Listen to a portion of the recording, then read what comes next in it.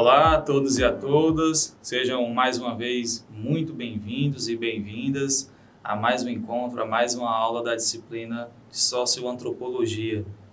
Na aula passada, falamos um pouco sobre a matriz Tupi e a importância desta matriz para a formação antropológica e sociológica brasileira, destacando elementos como hábitos, costumes, a relação do indivíduo com o meio, o simbolismo estético, a procura da beleza daquele povo e a necessidade de voltarmos os olhos, e a atenção e o respeito a estas matrizes originárias dos povos ameríndios. Hoje tematizaremos o nosso tema 6 do e-book de vocês, a dimensão da matriz lusitana na antropologia brasileira. Então veja, o Brasil, como aponta muito bem Darcy Ribeiro, é formado por três matrizes principais: a matriz Tupi, matriz originária, matriz dos povos ameríndios, a matriz lusitana, que vamos tematizar hoje, e a matriz afro. Então essas três matrizes fundamentam a raiz, o sustentáculo do que hoje compreendemos o que é o Brasil e as implicações do que seja então o brasileiro. Então, sabemos que a matriz lusitana chegou aqui no século XVI, em torno de 1520, fomos colonizados, fomos colônia desta matriz portuguesa, que possuía, por sua vez, uma determinada religião, a religião cristã católica, que possuía, por sua vez, uma determinada arquitetura, uma determinada forma de ser, determinados costumes, determinados hábitos, ou seja, possuía uma cultura. Veja, para compreendermos a inserção desta matriz lusitana aqui no Brasil no século XVI, é importante brevemente destacarmos um pouco desta matriz lusitana e a formação desta matriz de Portugal. Portugal, durante muito tempo, foi colônia dos povos muçulmanos, dos povos mouros. Durante mais de 7 séculos, Portugal foi colônia dos povos mouros.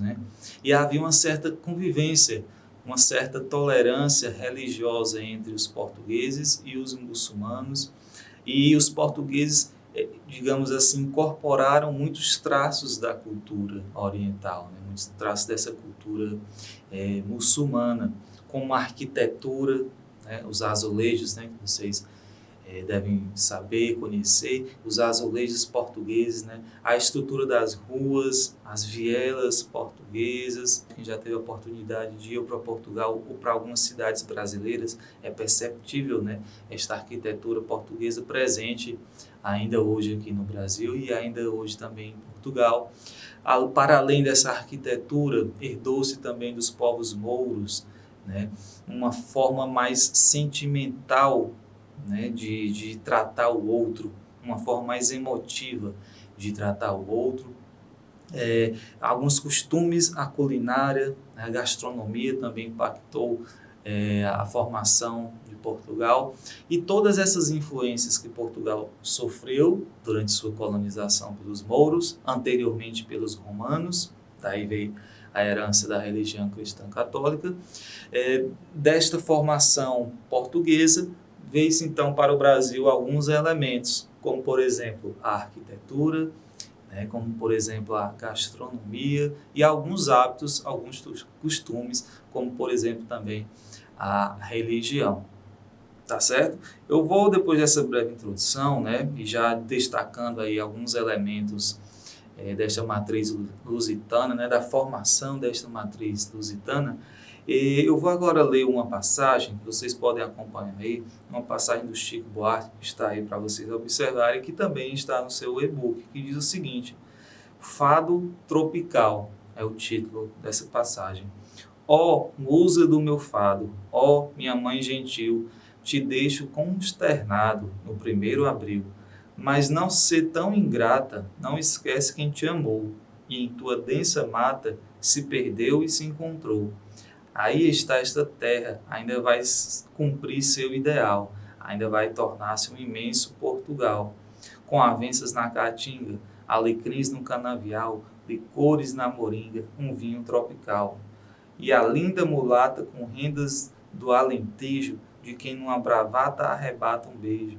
Guitarras e sanfonas, yasmins, coqueiros, fontes, sardinhas, mandioca, num suave azulejo, e o rio Amazonas que corre traz os montes e numa pororoca deságua no Tejo.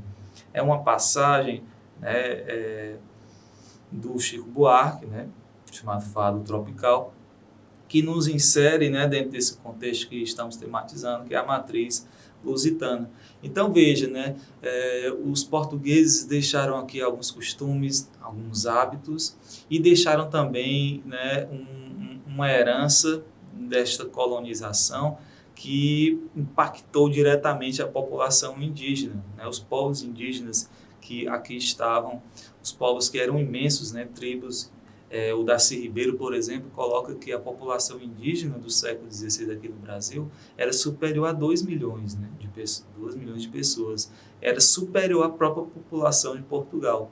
Então, essa entrada dos portugueses aqui trouxe muitos malefícios para esses povos que aqui estavam, né, como a perda de uma identidade, né? Acreditava-se, por exemplo, que o indígena aqui o brasileiro, né, os portugueses acreditavam que eles não tinham uma alma. Como assim, né? Acreditar que uma pessoa não tinha alma? Mas temos, né, que, obviamente, recortar e compreender o que passava-se, né, naquele contexto, né, naquele período de expansão colonial, né, da Europa em relação ao Brasil. Então, veja, para não cairmos nesse sentido, um anacronismo histórico, né, nesse sentido. Então, esses portugueses, né, trouxeram, né, algumas influências no campo religioso, no campo da gastronomia, no campo da cultura, que, de certa forma, né, enfraqueceu expansivamente a cultura que aqui estava, que era a matriz tupi, e, com o decorrer do tempo, juntou-se a estas duas matrizes, tupi e lusitana, uma outra matriz, que era a matriz afro, né? Então, vamos aqui destacar só mais uma passagem que vocês podem acompanhar, que está também no e-book de vocês. A bem dizer, o Brasil vive-se e imagina-se naturalmente inscrito no espaço de que ele é o centro e a circunferência. Pode dar-se ao luxo de não ter mais exterior do que o seu interior, já tão difícil de assumir, mas não pode impedir de ser visto, de saber que os outros o veem, e em particular que é, em termos de potência e representatividade, lusófono e centro empírico de uma comunidade que tem como único elo incontornável a língua que lhe dá um lugar à parte no continente a que pertence. Então, veja, é possível, né, a partir desta passagem, das reflexões que fizemos e também da leitura sugerida para vocês, né, que pensemos no seguinte, né, temos que analisar esta matriz lusitana com seus aspectos positivos e seus aspectos negativos, para que não possamos mais correr o erro, né, de taxar uma cultura como inferior, como aconteceu, né, aqui no século XVI, taxando a cultura tupi, dos povos indígenas como culturas inferiores, ressaltando lá a aula repassada, né, do Michel de Montaigne. É preciso quebrar esse paradigma de cultura superior e cultura inferior, porque isso já trouxe muitos malefícios, né, para a sociedade humana, para o mundo, né, principalmente ali nas grandes expansões coloniais do século XV, XVI e XVII. E é preciso também resguardar elementos positivos como a herança desta língua portuguesa, né, que estamos nos comunicando hoje e que é uma língua tão peculiar, tão cheia de singularidades, tão cheia de significados, tão cheia de sentimentos, né, tão cheia de emoções. A língua portuguesa é uma das línguas que mais podem transmitir, né, esse sentimento, uma característica deste povo brasileiro, que é essa emotividade, tá certo? Então, pensemos sobre isso a partir das leituras, a partir das indicações, das sugestões e a partir deste encontro que tivemos hoje. Reflitam sobre isso, aspectos positivos, aspectos negativos e como pensar o todo, né, desta matriz lusitana. Tá bom? Nos encontramos, então, na próxima aula. Um abraço.